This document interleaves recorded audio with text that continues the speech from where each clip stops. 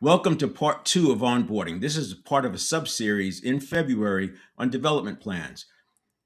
What I'm doing is approaching the topic through this lens as an effective way of communicating best practices, not as theory, but as practical and actionable set of steps leaders can take right away to raise the bar in their organizations. For years, we've been told about best practices, but in most industries, best practice is often an average, a bell curve outcome based on what works for most people most of the time and what works to sell books. Unfortunately, that tends to attract a lot of hacks, things that work for a short period of time. And as I'll tell you, when you look at how allostasis and how homeostasis works in the system, the central nervous system and the brain, you'll see why hacks don't last, because homeostasis is always getting us to a status quo stability. And that hack is not part of the stability. It's not part of the habit patterns that have been around in ourselves that we've had for years and decades. Now, a professional team has an opponent in their face every season, working relentlessly to stop every play. If something doesn't work, it gets exposed immediately. The scoreboard doesn't care about comfort, theory, or trends. It reflects reality. That pressure creates clarity. Over time, it also creates knowing. Practices backed up by metrics, tested under stress, refined through repetition. Business doesn't always have the same feedback loop, except in one place: sales. Sales lives close to sport. The numbers tell the story. The pipeline doesn't respond to motivational slogans. Revenue doesn't move because something sounded good at a conference. It moves when behaviors, systems, and standards align with reality. And again, when you look at development plans the way I am, so the 90-day onboarding, which is what I'm talking about today, and then you have your additional 7 quarters for a 2-year development plan.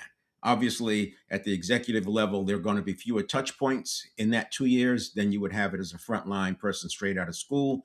But the point is, this is not just some short thing, hey, check mark and done it. It's how we're going to operate over the next 12 months or 24 months, the same way you would expect a sports team to approach a new quarterback or a new tight end or a new linebacker. I'm talking American football, of course, but it applies to any sports. I like using American football because of how you have so much definition between the offense, defense, and special teams. In the same way, in an organization, you have offense, you have defense, and you have special teams.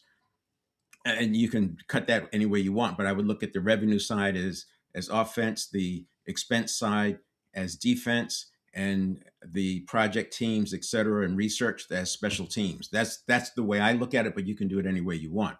Now, for years, many high performing sales leaders understood that they know what works because they've seen it and they've tried things. That's what I did. I was in sales management, sales operations in different organizations. And I had the opportunity to test things because I took what I learned from the high performance areas in neuro-linguistic programming, et cetera, and applied it and tested. And sure enough, there are certain things that worked and stood the test of time.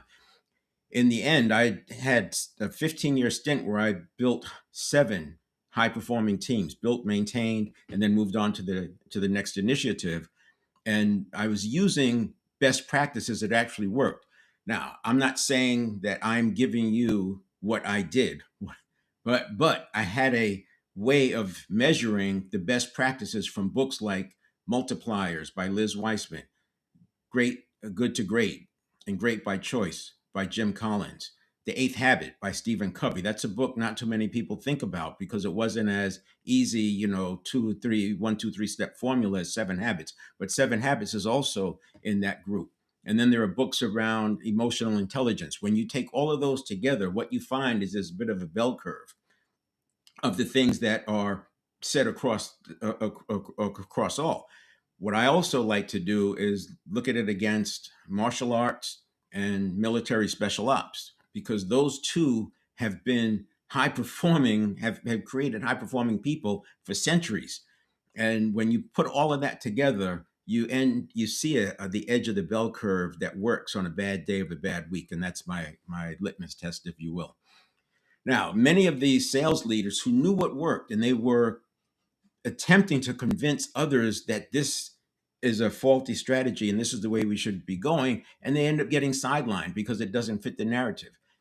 I've seen it happen where it comes down to debating how a slide should look because they really don't like the message, but not because they have a better alternative, but because it doesn't fit the accepted narrative, or the person who's most persuasive isn't happy about it, something like that. And I don't mean to throw stones. You can rephrase that whatever way makes sense. But if you've been in organizations for more than 10 years, you've probably seen these things that I'm talking about. Now, the reason they were sidelined, as I said, is because what worked in the field didn't always match the leadership fad of the month, because the leadership fad of the month is not based on an opponent in your face, which whittles out all the things. It's interesting that you don't see trick plays in the NFL. You don't even see trick plays in college ball for the most part, every once in a while. But you go to Pee Wee and high school ball, there's all kinds of trick plays because they work, because you don't have the level of skill on the other side, nor do you have the team looking at tapes and films and using metrics every time. They know what works and they don't use what doesn't. I get it. There's a lot of at stake in these decisions in organizations, and this is how we get these leadership strategies. Sometimes you hit the target. Other times, sometimes a set of strategies that don't work, or maybe they create some toxicity because frontline people are blamed when something doesn't work instead of looking at the strategy and the tactic. Then you have the other thing that says strategy will never survive culture. Culture eats strategy for lunch. When you put all that together, you recognize how hard it is in business. But you know what? You don't see it because you don't have an opponent trying to stop you every play. Yes, there are competitors, and they'll put up a building across from your building. They'll use your headlines, but they're not trying to stop your play. That's the difference. That's the difference. They can each go parallel and not interfere with each other. And you're competing, but you're competing on lots of other things. You're not proving best practices the way I'm talking about that happens in sales operations, and in sports. And I'm not saying there's anything better about sales in the other departments. I'm just using it as a way to define that we know what works beyond just theory or what sounds good or what came up in the conference that I spent $10,000 for. This development plan series is grounded in that kind of rigor, the kind that applies in professional sports, the kind that led martial arts and special ops to become what they've become. They didn't have the brain scanning tools that we have today to tell us why these things work, but they use trial and error. And in military, there are lives at stake. So there was a high bar for what works. And they were right. Now we have the tools to say this is why it works, and now it's more teachable because I'm no longer teaching some set of personalities and identity and some sort of things that happen at the construct level. So personality is a construct of many, many, many habits that happen in micro doses. The same with identity. You can't change a construct at the identity or the personality level. You change them at the elements level. But because people don't understand how to change habits or replace habits, that becomes something that they can't do, which is why I say I wasn't there, but I did start adopting some of the emotional intelligence in the mid 2000s, not 2005 or 6, but it was started in 1995 and developed. And the early literature, in fact, you can still find the literature in emotional intelligence that says you can't change habits, you can't change your personality, you can't change your intelligence. It's fixed. It says that the people on your team, they're fixed. All you can do is be really, really good at regulating. And I look at regulating in three parts. Regulating has what looks like prevention. It's not really prevention, but it looks like prevention because it's happening so early in the system. Think about anti-lock brakes. Your car never skids, and on dry surfaces, you don't even know that they're engaging. You just know the car doesn't skid. Well, it's actually micro recoveries happening at the millisecond level, and they don't start until you press your brakes. So it's not preventing the accident, it's preventing a skid, but it's not really preventing a skid. It's recovering so quickly so the skid doesn't become anything longer than a few milliseconds, which is essentially a tearing tire, which has a lot of traction.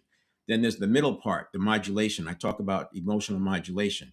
And then there's the final part, which is corrective action or adjustments. And And that's where emotional intelligence tends to live, because it's the other two happen on the network of neurons side, what's thought of as the subconscious. I don't call it a mind because it's not a mind, and that, I think, creates this narrative that people feel like they can't do anything about it because it's their mind and it's who they are. It's not who you are. It's your set of habits that display your personality or display your identity. So again, to change the personality or change the identity, you do so at the elements level, not the construct level. And we get it when we talk about athletics, because if somebody has to change how they pivot or how they leave the line, that's a construct. And you change it at the elements level. You change it at the stance. You change it at which foot they use to take off. You change it at which direction they take off. You change it at how far they're leaning forward in the first few steps, and it becomes a faster start. That's an example. We get it in physical activity, but it's not applied often enough in cognitive. But it does apply, because the same way neurons are trained to do the new move in athletics, it's the same way that neurons are trained to behave differently in cognitive. Now, what I'm doing, what I talk about, is not what's comfortable. It's not what you're going to see in the fat part of the bell curve. You're not going to find a lot of headlines talking about it. But when you do the research, you'll find everything I talk about, everything I say is there in the research. It sits in the labs. It doesn't come out of the labs because it doesn't have a lot of the support behind it. It's not out of the university saying command and control leadership or democratic leadership, but it doesn't mean it doesn't work. What I'm talking about is what's going to hold up under pressure. That's the key, because life is, when speed is happening at life, it's not what's comfortable for us. It's not what polls well. It's what holds up under pressure. When you look at the best of the best in sports, in sales, special ops, high performance environments, you see alignment around clarity, structure, progressive stretch, recovery, and calibration. I talk about these in some of the physical work when I talk about footwork drills to build allostasis and generate neurotransmitter, human growth hormone, mitochondria, and it's similar. And in that work, because we're talking about muscles, there's a little bit difference, because you have junctions between the neural pathway and the muscle, and you have a junction between the neural pathway and the central nervous system. But it's novelty, intention, precision, balance, progression, explosiveness, and struggle at the edge of ability. And these factors, when they're involved, they tell the central nervous system this is important. And that ties right back to development plans, because it makes it stick. So what you're training that person in the first 90 days and the first the following 7 quarters, you're training them, and their nervous system, the network of neurons, is learning what's important and how to behave. And by the way, it doesn't stop there. Every time a person is promoted, there should be a 2-year development plan. You decide how that looks. It could be 1 touch or 2 touches. It could be, these are the 2 things we need you to get during this 2-year period. If they get it, they're on the list for promotion. If they don't get it, you find a good spot for them. You see how this can work. It's not just wait till the end and decide who should we promote. It's building the map in advance, and the people will rise up. Because here's the challenge: when you're looking at promoting people, in most organizations, results are a given. You can look at it and say, well, results are about 10%. I'm sorry, promotions and career progression is about 10% results, because you wouldn't be in the conversation if you didn't have results. And it's about 70% relationships. And what that means to me, I think it gets misinterpreted and can lead to politics. But what that means to me is you have to be able to apply or create environments that enable autonomy, competence, and relatedness. You have to understand how to read the room and work with your people. That's why one-to-one is important. You don't build your model as a one-to-many when you're a frontline person. You have to understand each person. I'll talk about that a little bit today. And that's where you get your high performance, and that's where you get the ability to have autonomy, competence, and relatedness, which is the basis for intrinsic motivation. If those sounds familiar to you, they come out of self-determination theory. So these aren't trends, they're repeatable conditions for growth. 3 relevant thoughts to transition into how this works. Pressure reveals truth. What survives opposition is what scales. This is why I like iterative development and iterative refinement. Metrics over mood. Performance leaves evidence. Tony Robbins likes to say, Results leave clues. It's the same thing. When you have evidence and clues and they repeat, and it's repeatable. So the way science approaches it, they want to have peer-reviewed research. If a researcher comes out and says this is so, then the next researcher comes out and says this is so, and they're using the same environment, the same controls, and they can prove it. And you do that enough times, it's now peer-reviewed, and it rises to a level of you can really count on this. That means that there's a lot of good research that doesn't make it to the peer reviewed. And I would argue that's one of the reasons why you still call it, it's still called the subconscious mind, because there's so much research around it being called a mind. As you do more research and you start changing language, it makes it harder to get peer reviewed. That's the way I look at it. And that's why it probably takes a generation and a half, if not two, to convert a society from thinking of it as a mind. And it's already started, right? Because your the kids in elementary school are learning about network of neurons, and maybe not in that language, but when they're in biology class, they're learning about neuroplasticity. They're learning about synapses and myelin, something that baby boomers and Gen Xers didn't learn about. So that's one of the reasons it takes that kind of multi-generation timeline for these things to evolve to where it's mainstream. And the last one I already alluded to it is habits over hacks. I don't deal in hacks. Hacks might be good for you're going out and you're dealing with something, you have to give a speech and you're a little bit nervous. We could use a hack for that and that'll work. Hacks work for a few days, but then they get absorbed by the homeostasis, which is wanting to get back to status quo. Sustainable growth is built, not discovered. And if you're scaling, you can't scale with hacks. You scale with habits layered on top of habits, layered on top of habits. So that leads to the let's jump right in with the bell curve, because I think it's an important I think it's an important point, and it's I think it'll resonate with people.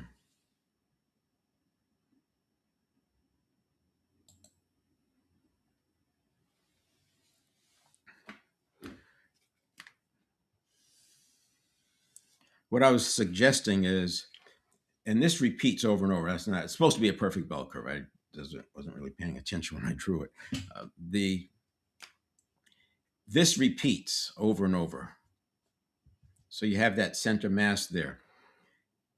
If you look at what drove a lot of company companies went back when we had magazines, and just because we don't have as many magazines anymore doesn't mean that the underlying theory is not still held. When a company was shown what was made it to the front of Forbes or the front of Time magazine or the front of Fortune, that signaled for the big money to get out of that company. This I'm talking stocks now.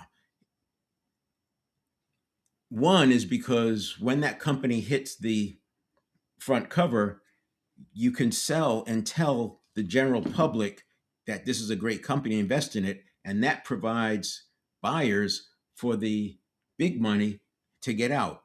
If you take that one statement I just made, don't take my word for it. Research it, test it for yourself, look around. You'll see that it applies over and over. The big movers and shakers get there early.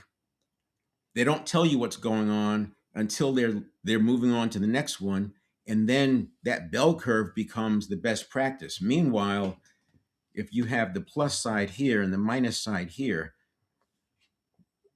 what we need is a way to discern what's actually going on over here. And you have to have a way to tell what works.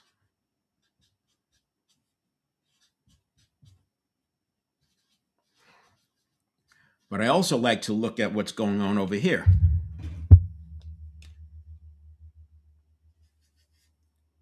What not to do.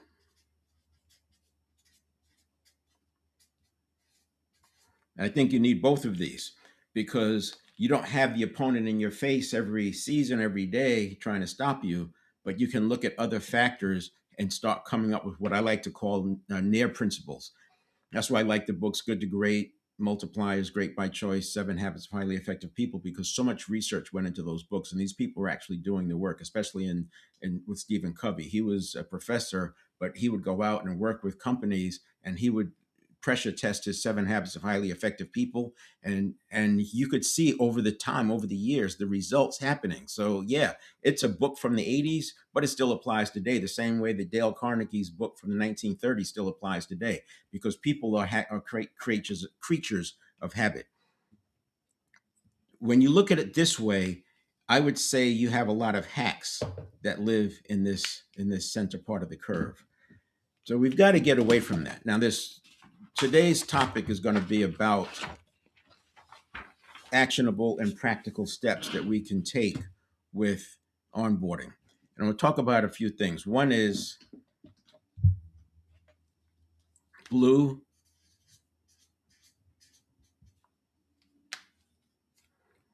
red,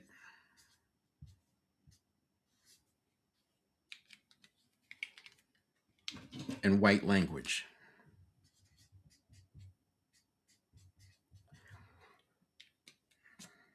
So blue language is observable. Let's do this.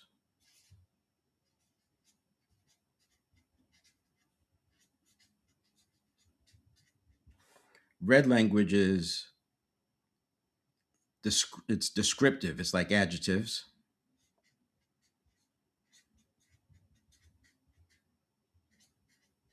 And sort of use the same kind of category. We would say verbs over here.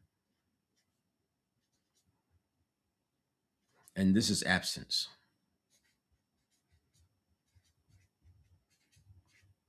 It's absence of useful information, because in in this model, white language is what's not there.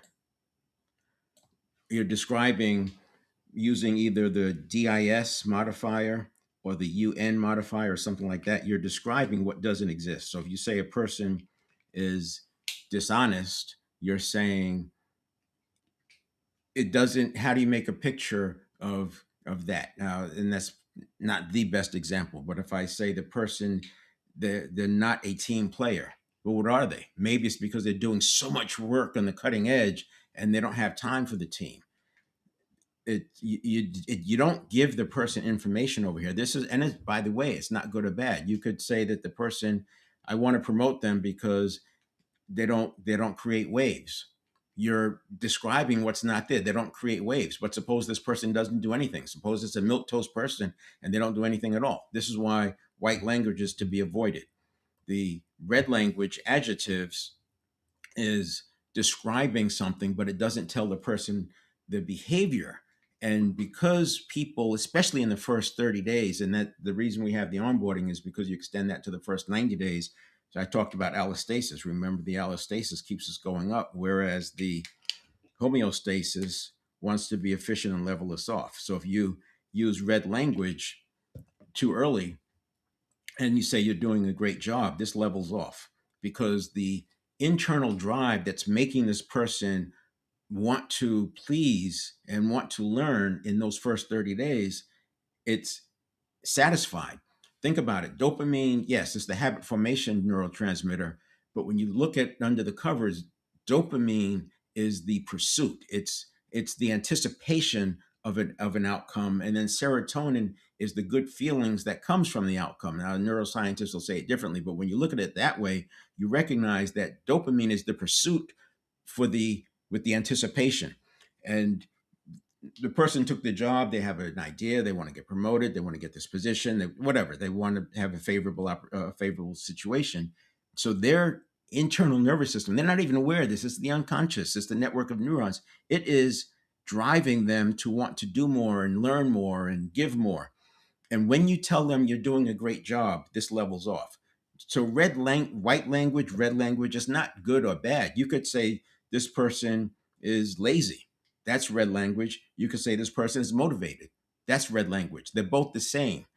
And They don't give the person information about what to improve. Blue language is different. Blue language is observable and it's not going to be one word. Blue language is, I appreciate the initiative you took in that meeting because you saw something was missing and you stood up and took charge of the meeting. You just created a word picture that the conscious side of the brain or the system can communicate to the neuron side of the system, and you now have a picture of what high performance or what favorable activity looks like.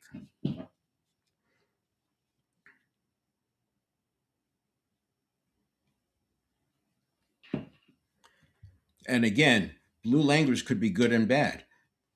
It caused a problem when you jumped to conclusions in solving that last problem because we ended up spending a whole day on a surface solution without understanding the root cause. That's blue language. Or the blue language would be, I'm glad you stopped us in the meeting the other day because you prevented us from going down this path and wasting time and you got us back to root cause. That's blue language. Now, what you're doing is you're communicating to this person's network of neurons. And that's what this work is about. I know I talk about network of neurons, and I can tell when I'm interacting with clients in the beginning, it's like, oh, here we go again. But then once they get it, once you see the world at the speed of light, which is the millisecond level, which is the network of neurons, once you see it, you can't unsee it. And once you've benefited from it, it's locked in.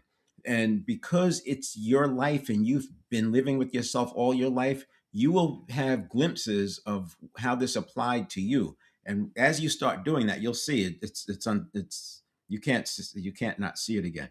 So each of these moments, you're using observable language and it's telling the system what to do to meet your favorable need, your favorability needs.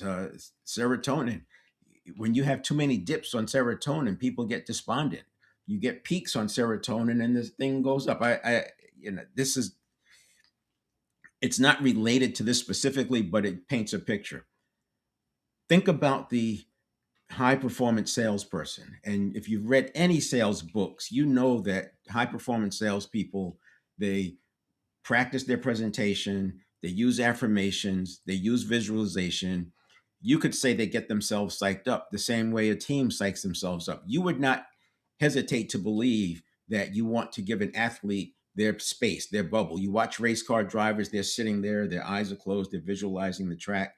At the extreme, they're visualizing the track, and their visualization matches the exact times that they get when they're on the track. They've gotten the visualization so tight that way.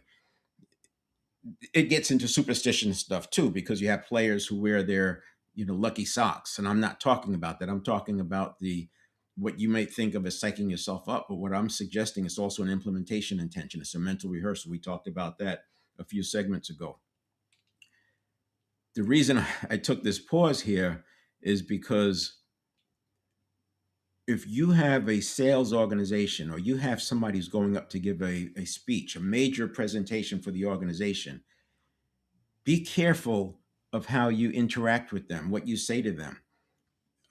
First of all, you don't want to say something like, I would say you should avoid words like, remember, whatever you do, don't screw this up, because they make a picture of screwing it up. You've heard this before. Athletics coaches know this. You make a picture of what you want. You don't tell a hitter, what a pitcher, don't give it to him low and inside. You just don't tell him that, because that makes a picture of low and inside. What happens? They throw the thing low and inside. What'd you do? I told you don't throw it low and inside. It's over and over and over this happens. You don't want to walk up to your sales team on a big day or big before a presentation, or the salesperson, and talk about where they dropped the ball. Why? Because these things hit the serotonin. They take the serotonin down, and serotonin is a mood neurotransmitter. You hit the serotonin, the mood drops. When the mood drops, they have less access unless they can recover. And that's a few segments ago too. This is back to how do I recover quickly?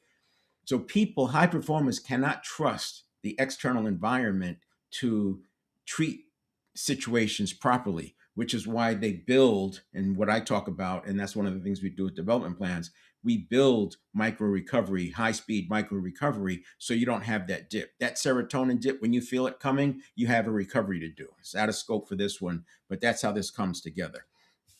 The next one I'll talk about is, and I have to draw it because it's the way it makes sense to me. You have to assimilate it and then synthesize it into what makes sense for you.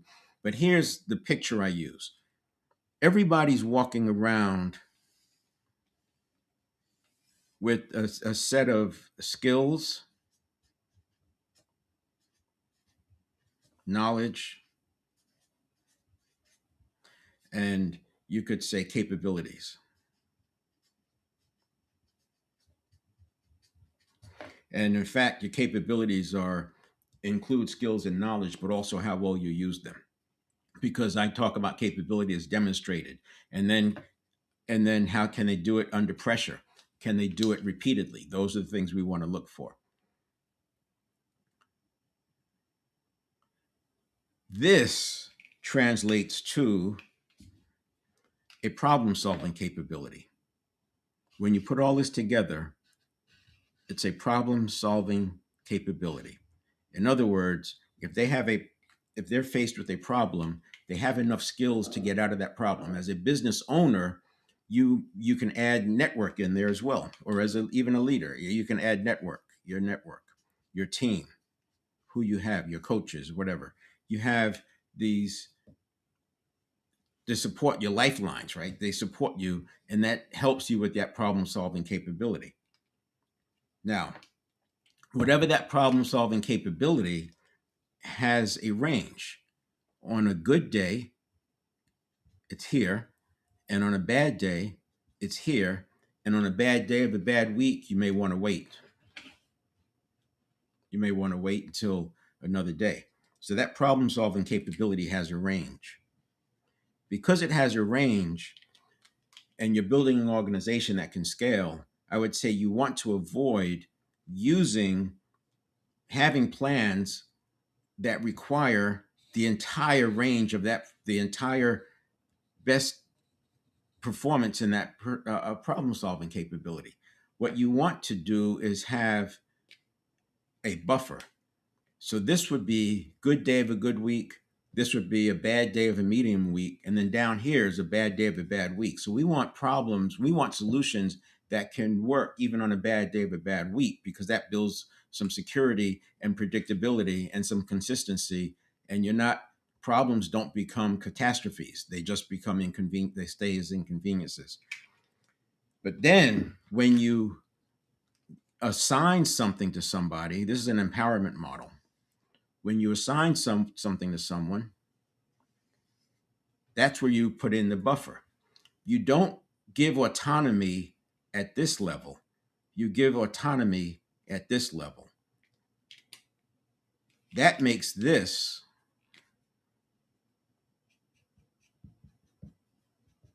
a development zone.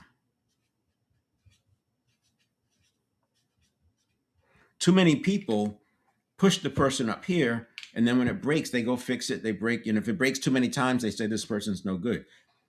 I could say it's a fault of the system or the leader because they were pushing them into overwhelm before they were ready. The same way that you don't learn a new sports skill and take it into a tournament until you've worked it in other pressure situations for a while.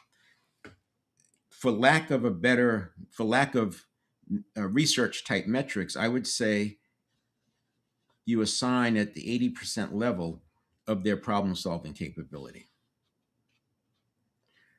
By assigning at the level of 80% of problem solving capability, what you're doing is you're giving that buffer. And then this becomes get me in the boat.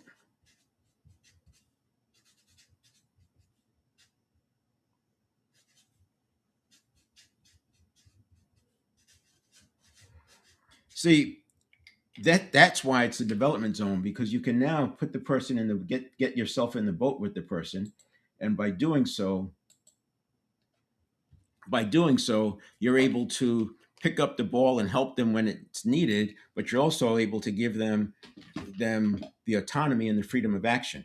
It reminds me, this goes way back, probably in the 50s or 60s. There was an assembly line situation. It was in Japan, and they were attempting to get to they were attempt to get to a faster assembly line, and they had timing and everything, and they could take segments of the line and get to a certain speed. But when they combined the whole line together, it would never work at that same speed. Now you had different parts of the line. You know how that works. This team, and then this team, and then this team. So this team, they could get their piece at this speed. This team could get their piece at this speed, but collectively they couldn't get to that speed. Instead of blaming the people, they went and did the research. This is that total quality management came out of this kind of thinking. That was much later. That was probably in the 80s, 90s. But anyway, what it turned out was they were afraid that somebody could get hurt. So they only went as fast as they knew they could handle. Now, they didn't have this diagram, they didn't speak about it this way, but they knew that when they got to this point, they got nervous. And because they got nervous, they couldn't go faster. It's not that they were intending to go slower, it's that they were making mistakes. This is like overloaded internal load, or this is like not recovering. I've made drawings before where you scale up because you have a threat come in, and you take that threat and you just keep scaling up. They were making mistakes. What they did was they put a red button.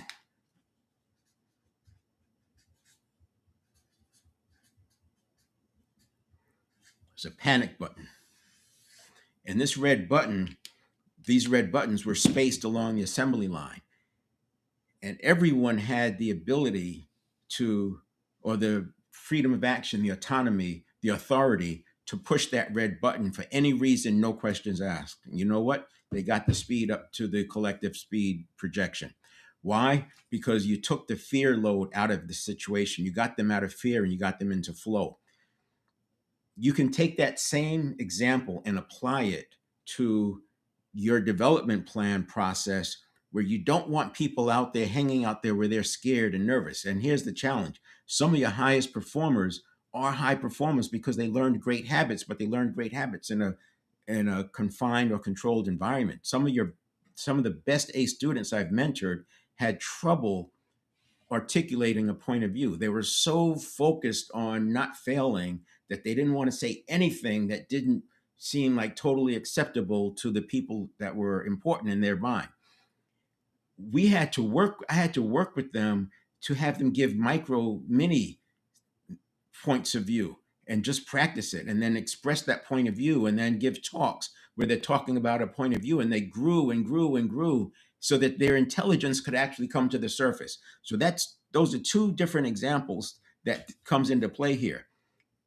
But here's how I came about this model. I came about this model, forget the red button, because we had leaders who were 100% committed to empowering their teams, and their teams felt like they had no empowerment whatsoever. So when you step back and look, you notice that when the team comes back with bad news, the leader would have such a negative reaction, and this probably the same kind of reaction that got them promoted. This control, high control, take over. I'm going to do it, which is how they got promoted. And they did give empowerment to the team, and maybe taking over was the right thing to do, but it's how they did it. I'm not talking about you can't react. People are going to react, but it's how you react and when you react. And when that person first brings bad news, especially the first time that they're bringing bad news, they are so hyper aware of every single twitch in your face because they want to know, am I safe? Remember, we talked about the perpetual question. If their perpetual question, it could be anything, but in that moment, it's, am I safe? Am I ever going to do this again? And if you have a bad reaction, it doesn't get attached to the news. It gets attached to them. You've heard the thing, don't kill the messenger. That is where this model came from. And by using that model in developing leaders, we were able to raise the level of the individual worker at a much faster rate because they were safe. And you know what? You don't have to do this forever. Over time, this gap will close, because the more problems they solve with you, guess what happens to their problem solving capability? It goes up. And what happens to their predictability?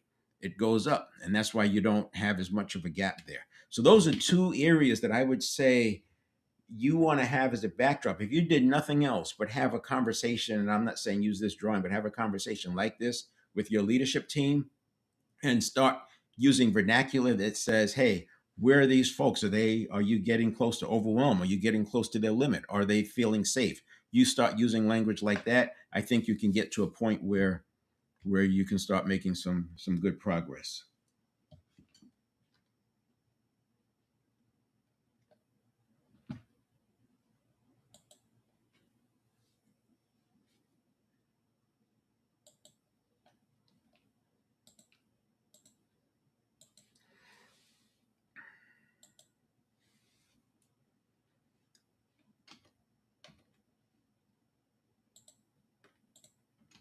All right, now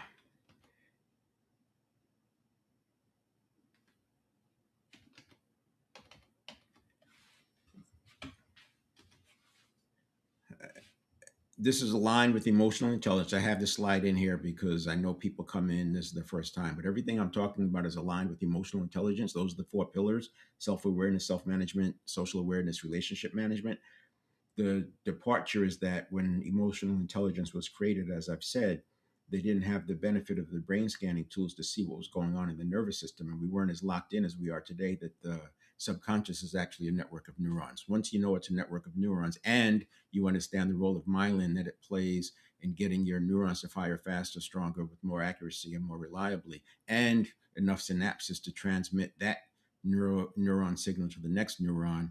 And now you have a neural pathway that is the path of least resistance, and a path of least resistance is what defines a habit. Once you see the world that way and you see that everything is atoms, you don't fix things at the construct level. You work on things at the network of neurons level. This is the 7-step reset. I won't go into it there. This is the model of the 1 second. This is the network of neurons side. This is the conscious mind side. You can take a screenshot, but I've talked about this in past talks. And then this is the first 600 milliseconds. I say you have, this is the first 6/10 of a second, the first 600 milliseconds. And this is important because we have roughly, well, tens of thousands of stimulus response cycles a day. So this is happening tens of thousands of times a day. When you're stressed, you're probably having it more because you're getting your internal ones, not just the external ones. When you're calm and you've been practicing meditating and you're more of a recovered, a coherent state, you're going to have fewer of these because you're just not paying attention to certain external stimuli and you're not coming up with the internal stimuli. And then this is the model that happens. So in the first 2/10 of a second, that's readiness. This is where you can change your perpetual question and have an immediate impact. This is your orientation. This is where we use things like the positivity exercise so that the bias of the subconscious is not about threat and danger. It's about positive and opportunity. And then we have the mobilization. And this is where you might use anchors, something like I use breathing. I take a short breath in and then exhale slowly. But it happens, I've used the anchor enough times and I've built it so that within a second, half a second, it's already working. All I have to do is think about the breath and it's working, because the habit system is the habit system. It's a path of least resistance. And then allostasis as a habit, not a moment. I kind of covered that. So remember, homeostasis wants to balance to the status quo, whereas allostasis creates stability, but on an upward trajectory. And that's why we have a 90-day onboarding to establish that upward trajectory, which I talked about on Tuesday. And then after you balance that, in the first 90 days, we want to establish, we want to strengthen that habit. And that's why I have a 2-year development plan. So your blue language, when you talk about observable language, you can talk about things that are on the development plan and related to the development plan. It's not just making stuff up. So we also talked about the difference between administrative versus leadership onboarding. I didn't even realize that many leaders thought of onboarding as what HR does, and they didn't have their own onboarding process. I just didn't, never, because coming from the Army Rangers and martial arts, you always have this orientation period that you learn how to perform at a high level. And that was always onboarding to me. I didn't know that there was a whole segment of leadership that thought of onboarding as what HR does. It's like I was, working on the wrong thing. I was climbing that ladder, but it was on the wrong wall. And then we have what actually determines early performance, or different frameworks, underlying truth. You can say most performance issues originate in the first 90 days, which is why I have a 90-day onboarding. Motivation is shaped by conditions, not personality. Clarity reduces anxiety more reliably than reassurance. And early ownership beats late accountability. All of this comes together to drive the nervous system and brain to see that these things are important. And that's how things get learned. Now, the first 90 days, you can see there, but this again, I covered this on Tuesday. I don't want to spend more time on it now, but here's where we want to go. Onboarding is quarter one of a 2-year plan. That's why I talk about 7 quarters. Internalization, competence, role, mastery. This is what we're going after. Range, resilience, leadership, depth. The first 90 days set motivation, quality for both years. But it's also creating long. I don't want to get stuck on 2 years. It's 2 years at a time. 2 years followed by another 2 years followed by another 2 years as the level goes up. This is scalable because the more you do this, the more you have your templates, the more you have your videos, the more you have your references, and it becomes repeatable. You don't have to be as engaged because you can have a person watch a video. That's why these live events go into a library. When I'm working with the client, I don't have to repeat this. I give them a title in the library, a number in the library, and they go look at it, and now we have a common language because it doesn't take repetition to understand this stuff. You just have to have awareness. Right now, here's what I was talking about using the pad. Clarity leads to design, which leads to growth. High performance is built, not hoped for. This is important because you've heard the thing, hope is not a strategy. But if I listen to leaders as a fly on the wall, even though they agree and know that 95% of what we do is done by habit, when they approach solutions, they tend to lean on communicating too much. I think communicating is super important, and communicating can be used to influence what's going on in the network of neurons. And that's my point. You can't stop at communicating. You have to be looking at what's going on in the network of neurons. It's like I said, you can't change a personality at the construct level.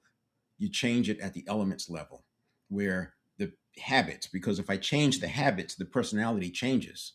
If I change the habits, the identity changes.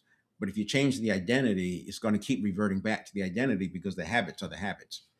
Structure design, performance improves when the environment makes good behavior easier. And that's, again, you get the serotonin is helping, the dopamine is helping, and you're getting that neural pathway becoming a path of least resistance. Adaptation and growth capacity increases when challenge and recovery are balanced.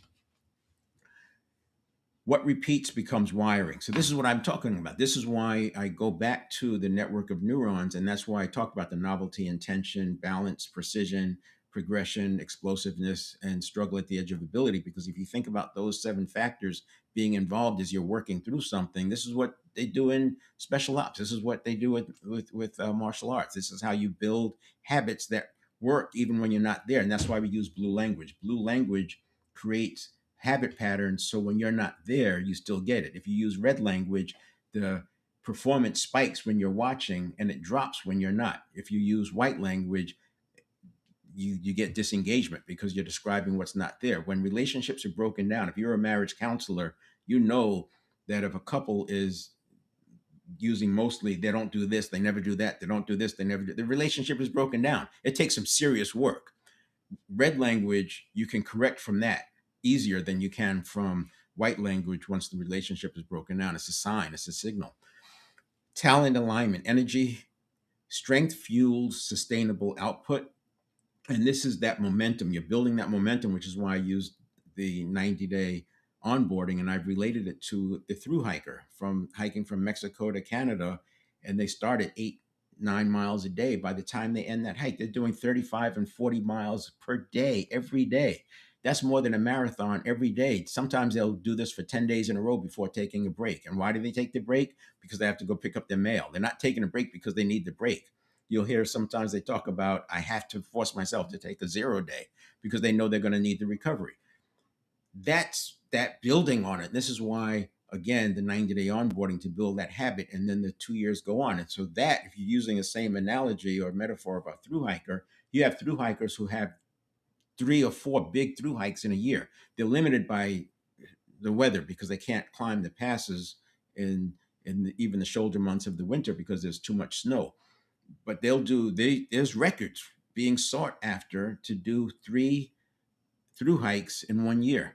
And that's getting back to the development plan. These guys they can start off doing 45 miles a day.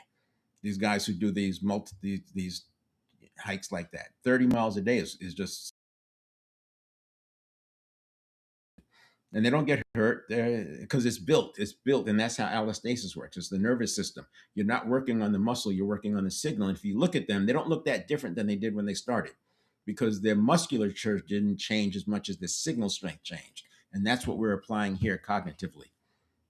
Recovery stability, reset cycles prevent strain, systems. You want consistency, right? Rituals reduce friction, because rituals prime the person for the desired behavioral patterns or habit patterns. And then calibration slash course correction, early detection prevents drift. Install the right habits early, the nervous system will do the rest. And that's what the 90 days is all about. And it's 100% understood when you're talking about athletics, but I'm asking you now to apply it to cognitive as well. So this is the red language, blue, red, and white language. Replace praise and pressure with signals and data. You're describing observable behavior. You're separating facts from interpretation. You're communicating in a way that the nervous system can pick up the signal and then do the thing repeatedly and let the dopamine do the rest. The nervous system adapts to clarity faster than it adapts to information. And then we have find the strengths and preferences early. This helps you with understanding what I was talking about with the problem solving capability. But it's bigger than that, because when we start thinking about who's high potential and who we're going to put on the fast track program and all that stuff, you don't want to start based on what the work they do. That's an outcome. You want to find out what's driving it, so you get to know them. My onboarding includes a a conversation with them to find out what's important to them. What would they do if they knew they couldn't fail? What would they do if they decided to be an activist? What would they do if they didn't have to work? Now, you may feel like, and I used to be kind of sheepish about doing that, because I always felt like I was like encouraging them to leave the organization. It doesn't. That's not what happens. What happens is you find out what's really important to them, and you can build on that, because people automatically gravitate to things that feel like purpose.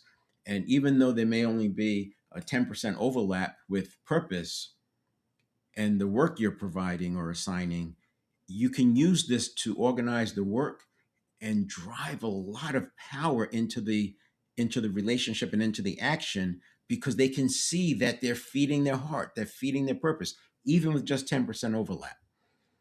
You don't have to match their purpose. That's why I said find a purpose proxy. I'm not trying to uncover their purpose. I'm not trying to go too deep into this esoteric conversation with them. I just want to understand what they would do if they knew they couldn't fail, and what they would do if they were going to be an activist, because that's giving me a window into their purpose, or a proxy for purpose, because most people won't be able to articulate a purpose, but I can get them to come up with a proxy.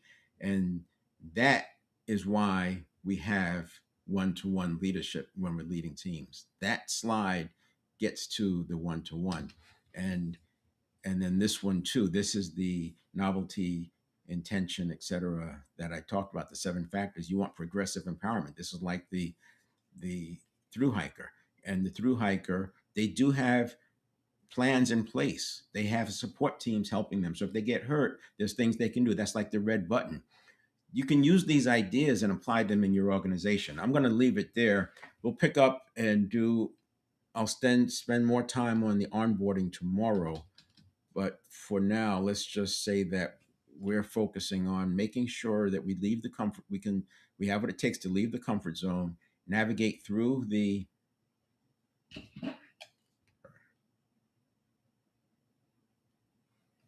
leave the comfort zone, navigate through this barrier of what we believed couldn't be done, because every breakthrough requires a break from the past.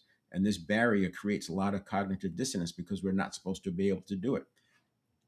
And then once you break through, you have a new problem. You now have the unknown, which is fraught with noise, volatility, uncertainty, complexity, ambiguity, all this noise up here. And you have to have the ability to stay with your strengths. Good Great by Choice talks about simple, methodical, and consistent. That's what we want to hear: consistency and simple, methodical, and based on strengths. This is why Good to Great in Jim Collins and Good to Great, he talks about first get the right people on the bus and then decide where the bus is going.